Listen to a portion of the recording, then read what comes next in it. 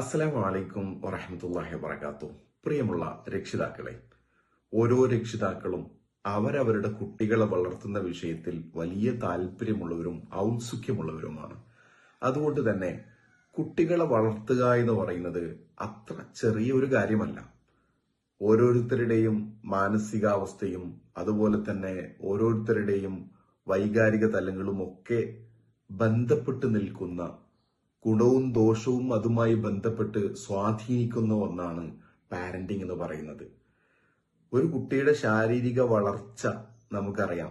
ആ വളർച്ച ചെറുപ്പത്തിൽ നടക്കുന്ന പ്രായത്തെ കണ്ണും കാതും കൊടുത്ത് നമ്മൾ കണ്ടും കേട്ടും മനസ്സിലാക്കുന്നുണ്ട് കുട്ടിയുടെ ഓരോ വളർച്ചയിലും.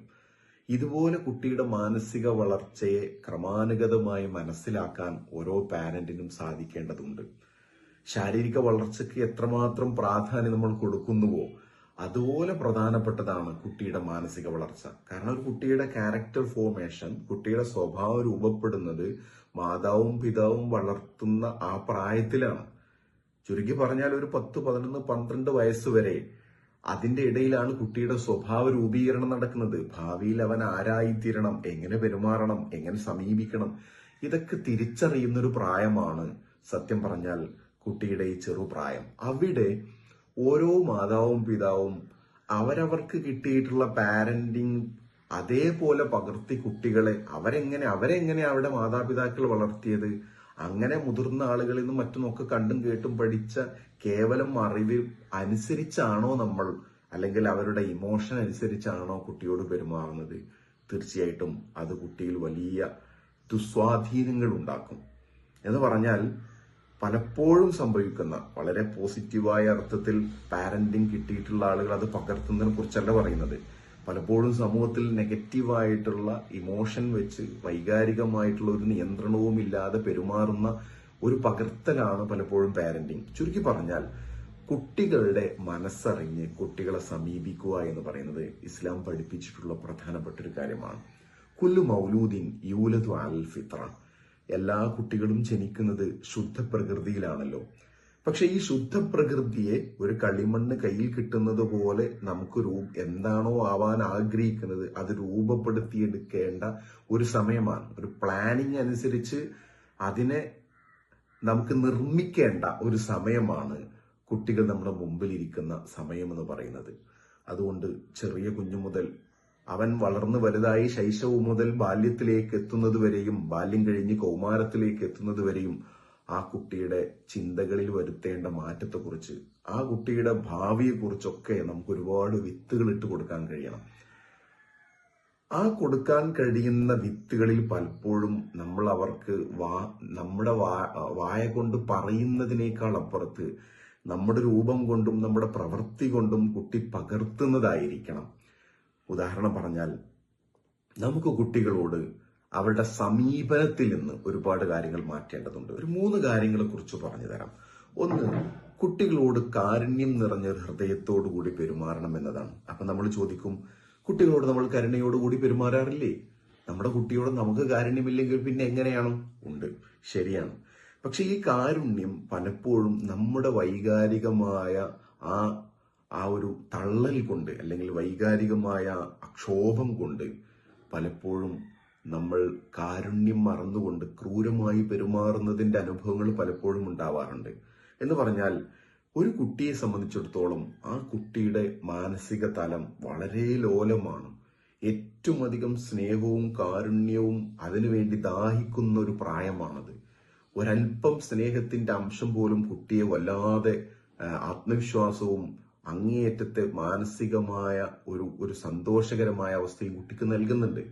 കുട്ടിയോട് കാണിക്കുന്ന ഓരോ പെരുമാറ്റത്തിലും ഇപ്പൊ കുട്ടികളാണ്, അവർക്ക് വിവേകമോ വിവരമോ ഇല്ല, വളർന്നുകൊണ്ടിരിക്കുകയാണ്. അപ്പൊ അവരിൽ വരുന്ന ഒരു തെറ്റുപോലും നമ്മൾ എന്ത് ചെയ്യരുത്, കുട്ടിയെ അധിക്ഷേപിക്കുന്ന രൂപത്തിലോ കുട്ടിയെ കുറ്റം പറയുന്ന രൂപത്തിലോ ആവരുത്.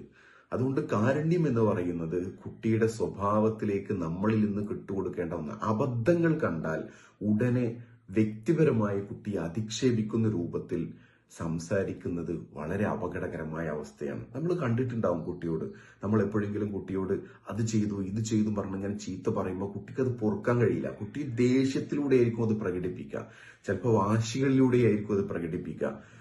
അപ്പൊ കുട്ടിയോട് അവന്റെ മാനസിക നില അറിഞ്ഞുകൊണ്ട് അബദ്ധങ്ങളെ വിട്ടുവീഴ്ച ചെയ്തു കൊടുക്കാനും അവനെ നമ്മുടെ പ്രാവർത്തികമായ പെരുമാറ്റത്തിലൂടെ അവനെ തിരുത്താനും സ്നേഹത്തോടുകൂടി പറഞ്ഞു കൊടുക്കാനും കഴിയണം. ഒട്ടും കുട്ടിയോട് ഒരു കാർക്കശ്യവും കാണിക്കണ്ട എന്നല്ല, വളരെ സമയ സന്ദർഭങ്ങൾ നോക്കിയിട്ടാണ് കുട്ടിയോട് നമ്മൾ കാർക്കശ്യം കാണിക്കേണ്ട ചില സന്ദർഭങ്ങൾ ഉണ്ടാവും. അതല്ലാത്ത കൂടുതൽ കുട്ടികൾക്ക് പോസിറ്റീവായ മനോഭാവങ്ങളാണ് പാരന്റ്സിൽ നിന്ന് ലഭിക്കേണ്ടത് എന്നതിൽ യാതൊരു സംശയവുമില്ല. ഇതിലൊക്കെ നമുക്ക് പ്രവാചകന്റെ മാതൃകയുണ്ട്. കുട്ടികളോട് നബി സല്ലല്ലാഹു അലൈഹി വസല്ലം കാണിച്ച ഒരു പെരുമാറ്റവും നമ്മളെ പഠിപ്പിച്ചൊരു കാര്യമുണ്ട്. കുട്ടിയെ നിങ്ങൾ എന്ത് ചെയ്യരുത്, അടിക്കരുത് എന്ന് നബി സല്ലല്ലാഹു അലൈഹി വസല്ലം പറഞ്ഞിട്ടുണ്ട്. ഒരാളെയും പ്രത്യേകിച്ചും മറ്റുള്ളവരെ മാനസികവും ശാരീരികവുമായി പീഡന ഏൽപ്പിക്കുന്ന രൂപത്തിലുള്ള പെരുമാറ്റങ്ങൾ പാടില്ല എന്ന് ഇസ്ലാം വിലക്കിയിട്ടുള്ള കാര്യമാണ്. ഇവിടെ നമസ്കരിക്കാത്ത കുട്ടിയെ നബി സല്ലല്ലാഹു അലൈഹി വസല്ലം പറഞ്ഞിട്ടുള്ളത് 10 വയസ്സായിട്ട് നമസ്കരിച്ചിട്ടില്ലെങ്കിൽ അടിക്കണം എന്നൊരു കാര്യം മാത്രമാണ് പറഞ്ഞത്. ആലോചിച്ച് നോക്കൂ നിങ്ങൾ. അപ്പൊ അവിടെ 7 വയസ്സായ ഒരു കുട്ടിക്ക് 7 വയസ്സായി നമസ്കരിക്കാൻ കൽപ്പിക്കണമെന്ന് പറഞ്ഞിട്ടുള്ളൂ.